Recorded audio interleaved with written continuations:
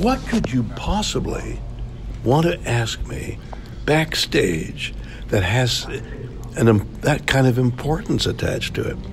I'm surprised I got past security. So am I. You look a little devious. You should see my wife. She's even more devious? She's even more devious. She's the reason I'm devious. Right. The devious twins.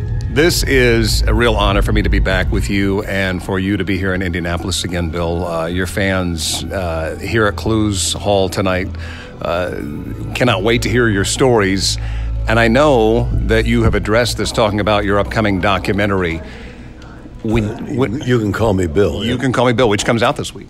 Well, it comes out at the festival. At the festival, the South by Southwest Festival, big time movie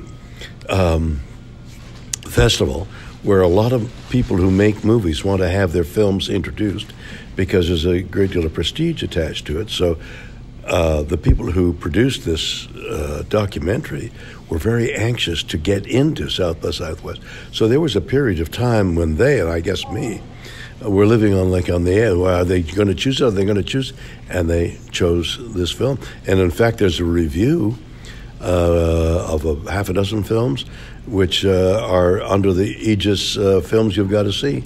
And so you can call me Bill. It's one of them that's really lovely. That's incredible. You seemed reluctant over the years to do a documentary like this. Why is that? You're absolutely right. And interesting that you noted that.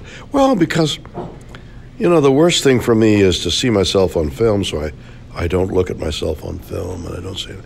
And it's torture if I've directed something to see myself in rushes and all that kind of thing. I hate it. So you can imagine how I feel about a biographical documentary.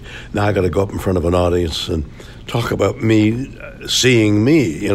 It's I don't quite know what to do, and if anybody has a suggestion, write in. I don't know how to handle it, but that's the situation right now. As I'm talking to you, a week from now, they're going to play it at South by Southwest.